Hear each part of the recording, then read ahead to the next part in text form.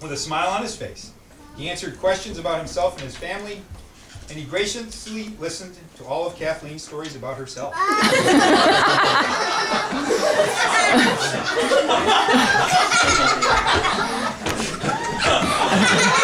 This one might be a keeper.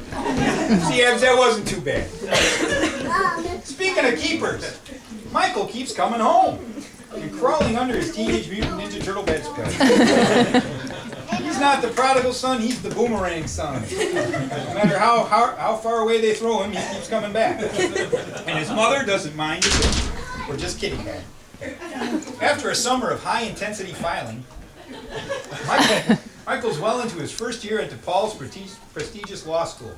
Luckily for him, his mother has kept most of her old term papers, and it's been pretty smooth sailing so far.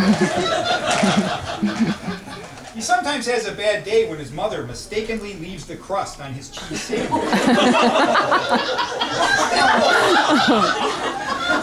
But as long as she sneaks a special little treat and a little pride note like, "You can do it, I'm hard to,"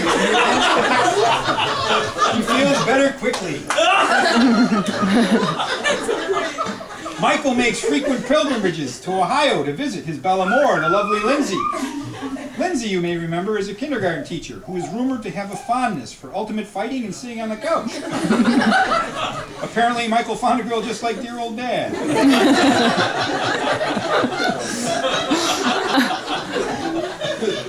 We jump now to glamorous Hillary, mainly because I think by age she belongs before Patty and Bob, even though she is the most cosmopolitan and mature of the bunch of us.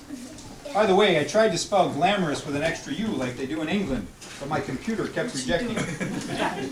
Anyway, Hillary, who now enters her second year in the newsletter, and then therefore is considered fair game for teasing, attempted to influence the author by opening up her Silver Lake home as a sort of bed and breakfast for the extended family this summer.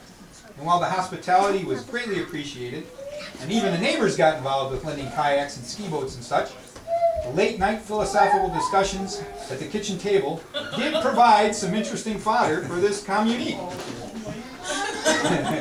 Where it gets fun, folks. Who would have thought that a jet-setting, Hindi-speaking daughter of a truly international upbringing would have any difficulty with Match.com in southern Wisconsin finding her a suitable dinner companion? You just imagine that the cheese chalet on Route 41 would be crawling with guys who could hold forth on Robert Burns and his mesmerizing Scottish poetry, and then flip easily to a discussion of Jawaharlal Nehru's passion for egalitarianism between bites of his brat. But no! Somehow, ass-pinching ultimate cage fighters and grossly overweight political speechwriters with fingers like little sausages were the closest thing they came up with for her.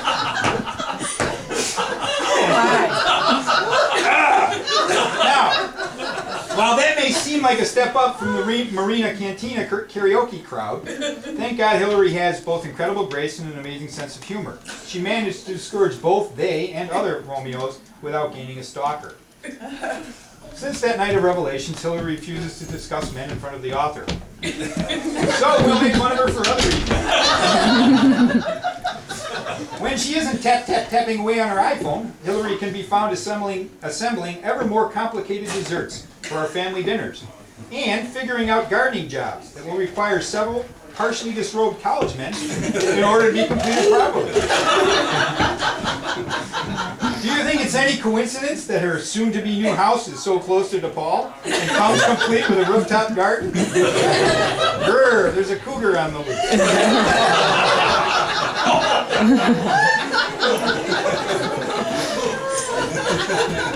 I have been informed that Hillary's equally glamorous mother may be present for the reading of this letter.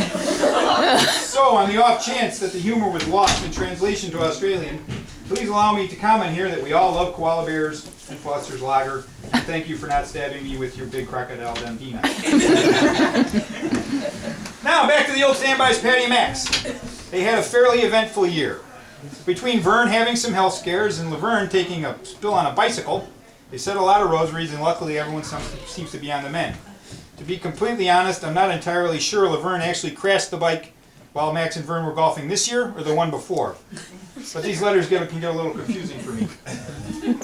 Not satisfied with being thought of as the bland couple, the little lovebirds jumped onto the Lammer Fuller bandwagon and experimented with a do-it-yourself haircut kit that left Max looking like a Chernobyl survivor.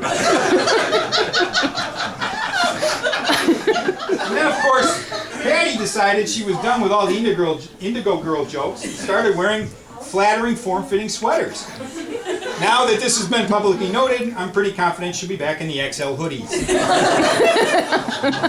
Max is probably going to beat me up on the way to the car. Speaking of Max, he is now slowly and methodically taking control of the Pope John XXIII School Board with wisdom and common sense. It's driving the radical lesbian element nuts. They can't figure out what Patty sees in him. No kidding. There was also some story about being attacked by bats. We're not entirely clear on, but you can check with him after the letter. Anyway, Patty walks around chugging from a Gatorade bottle full of narcotics. And Max is still smarting over the chunky mashed potato jokes from last year. So we'll just leave them be. Amy and Bob had an exciting year. Amy doesn't get enough of a workout chasing around the Cretan kids. So she now spends her evenings working with horses that have been abused. She obviously has some sort of Mother Teresa thing going on. If Mother Teresa liked a glass of beer with breakfast.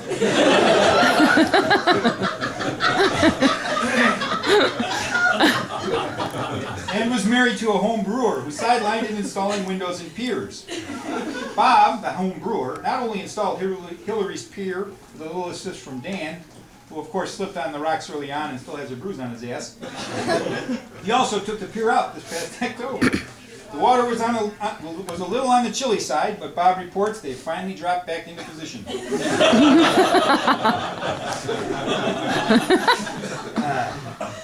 Bob also finally gave in to his frustrations and retired from the Riverside Fire Department this year.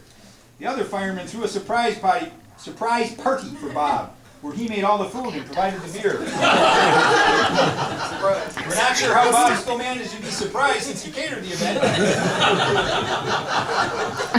But he was certainly surprised when they provided him with a framed tribute and requested a speech.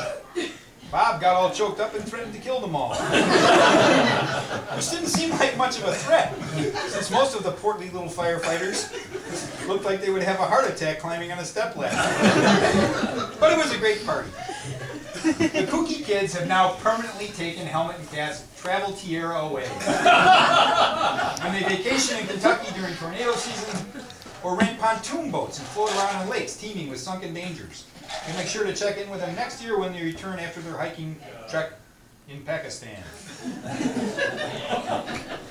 Danny and Diane had an altogether uneventful year. Their daughter's high school closed, their local parochial school is in danger of closing, and the school of Dan's employment is accusing the press of closing of a third school. Pretty boring stuff. But the kooky kids continue to have their fun. When Diane isn't planning romantic weekend getaways where she invites other couples. Since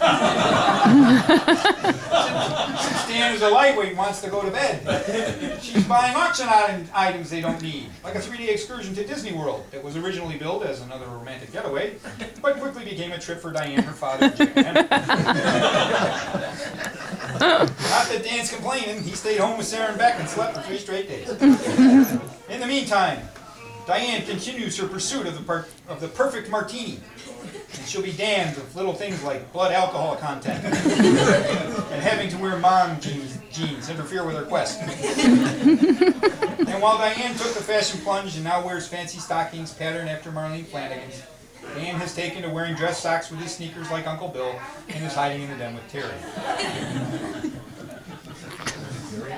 Perky Peggy has become even more secretive about her non-family related activities. We all know that she's pretty much raising our children by proxy, and that her jokes about the swine flu came back to haunt her this fall when she got really sick for a week. But when we probe her for details of her work and personal lives, we get strange little denials. We were stunned to find out that she is some sort of expert on the various patron saints of the Jesuit. It would seem her claims that she gets the Jesuits America magazine for more than just the pictures and personal ads are actually true. When Peggy isn't attending grammar school concerts for children of her friends, or hanging out with the Itasca kids so Dan and Diane can find another excuse to find a new martini, she is working on improving the landscaping at her beautiful Chicago bungalow. Her recent decision to take out the evergreens in front had everything to do with improving the appearance of her comfy cottage and nothing to do with finding Mom's teeth. Like Hillary, Peggy also likes to have scantily clad men perform her yard work, but she prefers slightly older men who have taken final vows. Two young collegiate bohunks. Apparently she also likes to have them wear dress shoes, like Grandpa used to do while mowing the lawn. But we all have our little kinks. Kathleen continues to serve as our family trendsetter. Heck, she even got the swine flu before anyone knew what it was. Maybe it's all that time she spends researching the internet for hot new trends to pioneer, when she isn't stalking old St. Hilary crushes or friending herself to classmates of her nieces and nephews. Like who? I don't know. Kathy continues to experiment with hairstyles. And we're expecting any day now she will come in with the Sinead O'Connor bald as a cue ball look. For some reason, perhaps a change in the weather or maybe just her medication, Kathleen wasn't feeling overwhelmed enough this summer, so she went out and got another dog. Rosie, a golden retriever puppy with enough energy to power Naperville, has now knocked Gertie off the throne as family pet most likely to drive us all insane. She likes nothing better than to romp and play and terrorize little Anna. Not that Anna hasn't experienced terror without resorting to being assaulted by the dog. She only has to go sledding with her mother to truly understand what scary as hell means. In the meantime, Kathleen is trying to sell her Sanford & Son like a boat and move to beautiful Kenosha. Am I reading too fast? Kathy needs to act fast, however, since the house in Kenosha seems to have piqued the curiosity of Father Dan and the Jesuits. And we all know how they go after property. But the old house needs a few minor improvements before she will see any serious interest. Hillary had her in the Christmas gab bag and briefly flirted with the idea of renting her a dumpster, but then sort of realized that a dumpster would just be filled up with the stuff from the kitchen sink, and she settled for a sweater that will probably disappear into a pile in the closet instead. In the meantime, if you're not doing anything this weekend, would you mind watching your kids?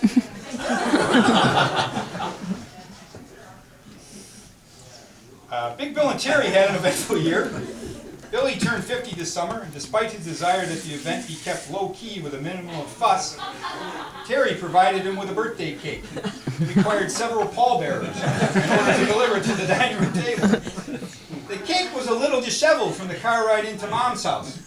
We think maybe those two lovebirds were getting a little frisky in the car, and Bill momentarily lost control. It seems our family's answer to Brangelina, and we can't make up our mind between calling them Terry-M or Billarisa. Well, when they aren't motoring off to romantic weekend stays at French Lick, Indiana's most luxurious spa, complete with color televisions in the room and vibrating beds. They're frequenting local hotspots for intimate candlelight dinners before rushing home so Billy can drink a gallon of Pepto-Bismol. Billy's digestive tract isn't the only thing burning up. If you stand too close to our red hot chili peppers of love, you just might burst into flames yourself. Lost my place. On the business front, Bill had a topsy-turvy year. After his ill-fated decision to hire Sarah to answer the phones, and isn't it amazing how quickly customers and distributors became used to being told whatever when they asked for Bill. Bill was visited by the EPA and moved his company to a new building all in the same month. The EPA review went swimmingly since Bill was able to forge most of the appropriate documents. And the new plant was close enough and Bill's operation is small enough that he moved the whole shebang himself. Of course, somewhere in the course of the move, he managed to drop a box of cotter pins on his toe, and that made Bill even more reticent to leave the Arthur Street love nest for anything other than DVDs and smokes. No complaints from Terry, though. She loves listening to him moan and groan about his ailments.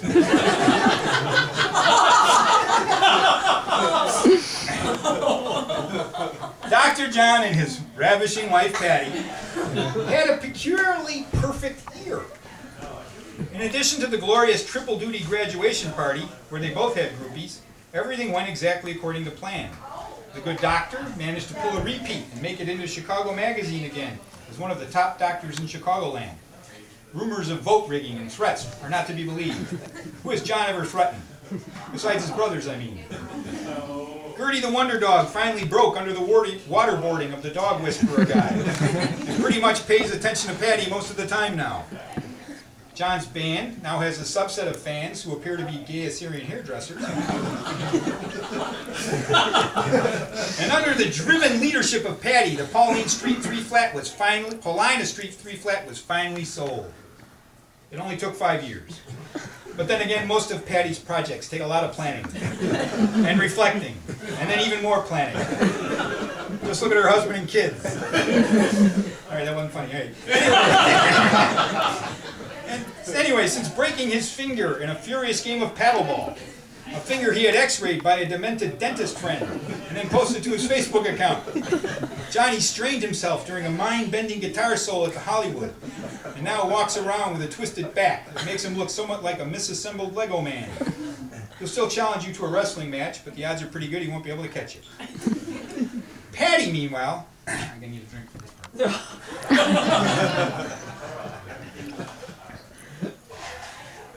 Patty, meanwhile, has developed a curious affinity for words that start with the letter P. She likes pumpkins and pancakes and potato chips and popsicles and just about anything you can put in your mouth that starts with P. It perplexes plenty of people. Perhaps Patty proposed this puzzling plan in pursuit of producing a party of prodigious proportions. A person can only ponder. Hillary proposed a party predicated on participants professing their preference for produce and additional pea foods. Patty was pleased.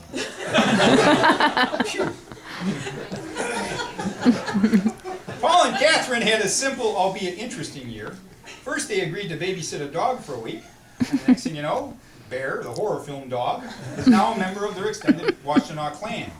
When Bear isn't leading Catherine into ambushes, where she can be attacked by neighborhood pit bulls, he's apparently consuming large quantities of the children's toys. You'd almost think it was Cody had been reincarnated. Paul, seemingly upset with all of last year's Floby jokes, decided to let a professional take a shot at refining his coiffure. Of course, in Paul's case, professional is a flexible word. Paul visited the dojo where his children trained in martial arts and let one of Johnny's alternative lifestyle Assyrians have a go at his head. While he doesn't have the Billy Ray Cyrus mullet anymore, he still looks like he's wearing one of Caesar's laurel wreaths.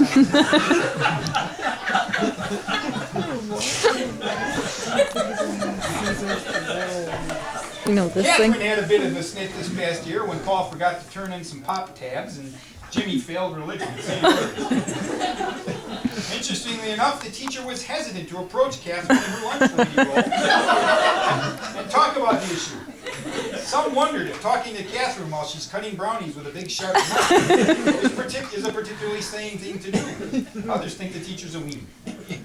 While Paul and Catherine continue to consult astrologists, palm readers, and chiropractors for clues to leading a healthy family lifestyle, some of us would like to suggest they start feeding themselves. When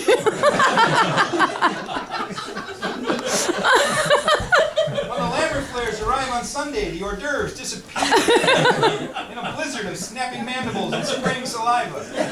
And that's just Paul. Wasn't it particularly frightening how they all hovered around the Christmas beef tenderloin carving like hyenas around the dying magnolia? Tell you what, folks, try some real food and see how your back's straight right out. Here we go.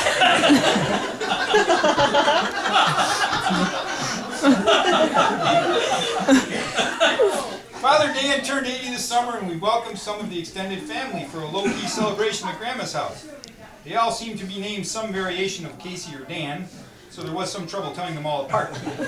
But one of the next generation's Caseys is now a lawyer in Los Angeles who roots for the USC Trojans. As far as we were concerned, he might as well have been an Al-Qaeda suicide bomber, or maybe even a Republican fundraiser. The night of the party, Uncle Dan kept true to his new practice of using his escape and evasion skills and snuck out of the party without anyone noticing. Now that we're trying to keep track of his Houdini act, we were able to catch him on Christmas. But you'd be amazed at how stealthy an 80-year-old with a cane can be. There was also some talk of him having to professionally retire now that he was 80. And some limited concern that he would have to go run a parish in South America or someplace. But it would seem that once you get that 00 license from the Superior General, you're not that easy to ship off. So he's still here on Sunday, holding forth on all things great and small, and occasionally breaking into song. Great Uncle Bill had what is known now as the year of the big fall. He was sneaking out of the Lammerflair bungalow after a Sunday dinner when Diane gave him a smooch and knocked him senseless. And he fell down the cement front steps. She does that to Danny sometimes too.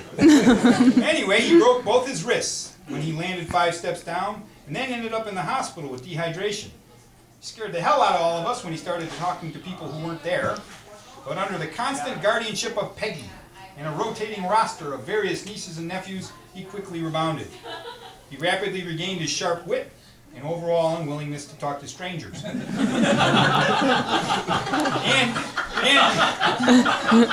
and converse with his nephews during a Lakers game. He still struggles with tucking his shirt in. He still delights in tormenting his sister Jeannie, particularly with stories of the scapular medal that he left in the New York airport. And actually, her version of the story would have filled this entire newsletter. I think storytelling runs in Aunt Jeannie's family. Anyway, he still hands out artwork to the girls in the family. He still answers carefully worded theological questions with a reply, because it is. He still goes to more movies than Roger Ebert. And despite whatever fabulous confectionery creation Hillary has put together, he still likes vanilla ice cream with chocolate sauce and peanuts after every meal. The more things change, the more they stay the same. That's it, we're done. Thanks for listening to this. Thanks for your patience with jokes that bombed and stories that were from the wrong year. Maybe next year we'll just do a PowerPoint presentation of people hitting pine trees on Hillary's picturesque property. How's that for a plentiful plethora of peas, Patty? Until next year, peace. Ann, Paul, and the kids. Hey.